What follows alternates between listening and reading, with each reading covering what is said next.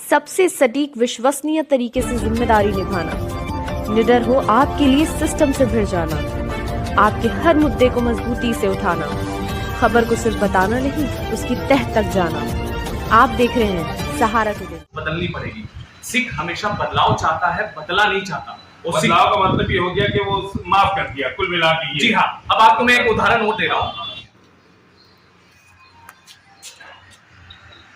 देखिए 2024 लोकसभा चुनाव में जिस तरह से पहला रिजल्ट जो गुजरात से आया है उसकी पूरे देश के अंदर बहुत जबरदस्त चर्चा हो रही है।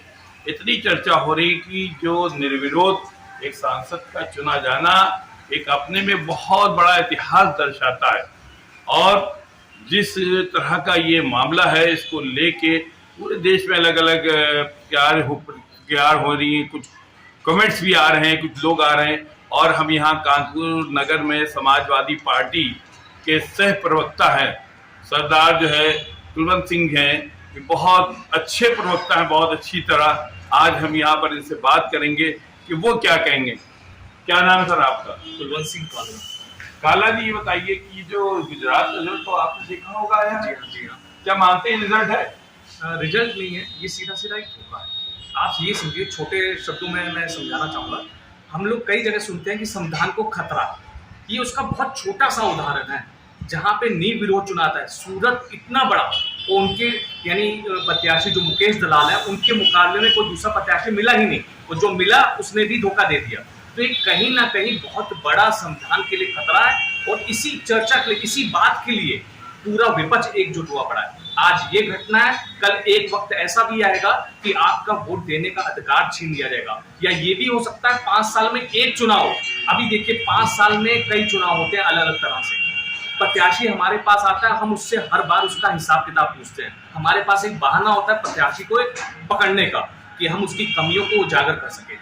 अब सरकार कहती है एक चुनाव एक देश एक चुनाव, तो कहीं ना कहीं ये उस तरह से ही फ्लॉप होगा जैसे सरकार कह रही थी एक टैक्स एक देश। अब आप इससे ये जोड़िए, पेट्रोल और शराब को दूर रखा गया और बाकी सब चीजों को जीएसटी के अंदर लाया गया। कहते हैं नकल के लिए भी अकल चाहिए होती है। ये देन तो थी माना कांग्रेस की, लेकिन उसको लगाया तक अपने तरीके से गया। जीएसटी को लगाया गया अपने तरीके से, उसका हाल आप देख रहे हैं। आप देश का क्या अर्थव्यवस्था कहाँ जा रही है। आज हमारा जो रुपया है वो भूटान के बराबर रुपया पहुंच गया। हम विश्व गुरु नहीं, विश्व कर्जधारी बन चुके हैं। इतना कर्जा हम लोगों ने भारत देश से उठाया। 150 लाख करोड़ रुपए का कर्जा मात्र 10 सालों में मोदी सरकार ने उठाया।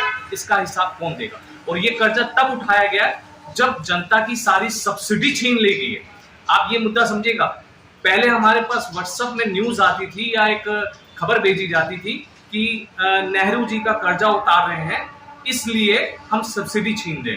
वो कर्जा तो वहीं का वहीं खड़ा है। उसके अलावा 150 लाख करोड़ रुपए का कर्जा और उठा लिया गया। तो ये बहुत बड़ी चिंता का विषय है और ये जनता को जागना पड़ेगा। अगर ये 2024 को जनता ना जागी तो ये विश्वास मानिए, उसके बाद आप अपने बच्चों के भविष्य के लिए आपको खुद सोचना पड़ेगा कि बच्चों के भविष्य का क्या हो।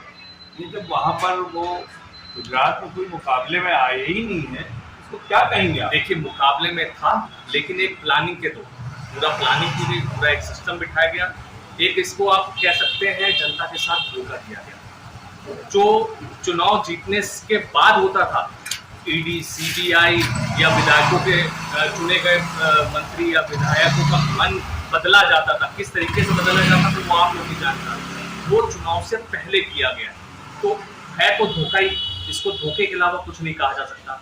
तो एक तरह से अगर कहा जाए कि निर्विरोध चुने गए तो निर्विरोध केवल कहने को मात्र है। ये है जनता के साथ धोखा। ये संविधान के लिए भी खतरा है। ये पहली घंटी है जो ये बताया गया है, देखो संविधान के साथ कैसे हम खिलवाड़ कर सकते हैं।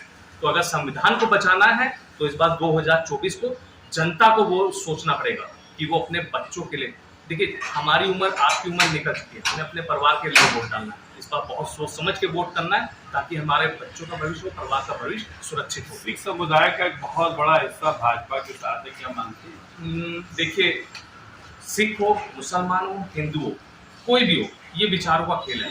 जिस आदमी को ये समझ में आ गया, जो आदमी देशभक्त होगा, जो गुणा भाग लगाएगा कि देश के लिए फायदा किसका है नुकसान किसका है, वो कभी भी बीजेपी को वोट नहीं डालेगा।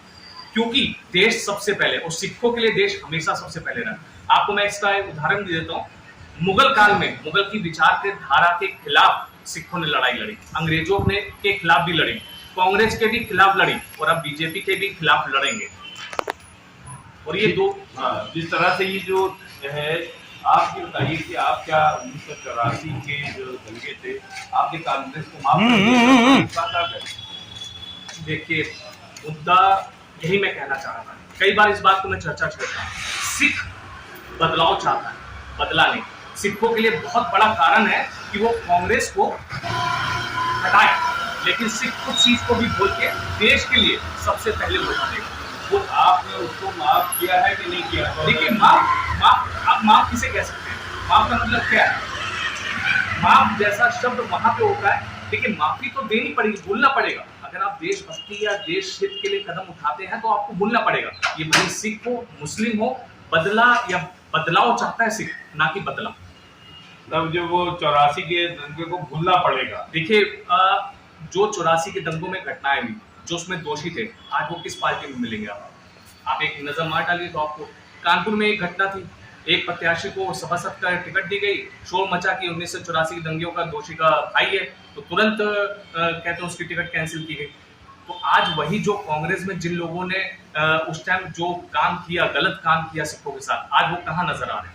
तो कहने का मतलब है, पार्टी से मतलब नहीं है, हमें विचारधारा अपनी सही करनी पड़ेगी, लोगों की भी सोच बदलनी पड़ेगी। सिख हमेशा बदलाव चाहता है, बदला नहीं चाहता। बदलाव का मतलब ये हो गया कि वो माफ कर दिया, कुल मिला के। जी हाँ। अब आपको मैं एक उदाहरण और दे रहा हूँ। राहुल गांधी अमृतसर में गए, वहां पे उन्होंने सेवा भी की, उन्होंने बकायदा लंगर भी छका, वहां पे खुद अपने हाथों से सेवा की। लाखों सिखों के अंदर में उनको उतना ही मान सम्मान दिया गया। अगर सिख बदला या मन में कोई घृणा रखी होती तो शायद वहां पे ऐसा ना होता, लेकिन सिखों का जो व्यवहार है वो बदलाव चाहता है। इसीलिए असल में इसी बात को देशभक्ति कहा जाता है कि देश के लिए सबसे सर्वप्रथम सोचना कि देश के हित के लिए क्या है। जो घटनाएं हुई है इतिहास में, ऐसी कई घटनाएं हुई हैं कि जिनके ऊपर हम सोचे तो हमें शर्म आएगी। वो भले गुजरात हो, चाहे वो कोई भी ऐसे कांड हो, लेकिन हमें कहीं ना कहीं उन चीजों को दूर करके, उनकी सोच को अलग करके, हमें देश हित में, देशभक्ति के लिए, हमें देश के लिए सोचना पड़ेगा। आने वाले 2024 को किस निगाह से देखते? 2024 में बहुत बड़ा बदलाव होने जा रहा है और जनता के अच्छे दिन वापिस आने वाले हैं। अच्छे दिनों के नाम पे गुमराह करने वाले लोगों को अब जनता सत्ता से जो मंगलसूत्र और ये सब जो चल रहा है, इसको क्या कहेंगे? देखिए, मंगलसूत्र की इज्जत और सम्मान बीजेपी ना कहे तो ज्यादा बेहतर रहेगा, क्योंकि सम्मान, मंगलसूत्र बहुत बड़ी चीज है। मंगलसूत्र का सम्मान करना मंगलसूत्र पहनाने वाले ही जानते हैं। और यानी बहुत बड़ा मुद्दा है, इस मुद्दे पे हम ना बोले तो कुछ अच्छा ही रहेगा।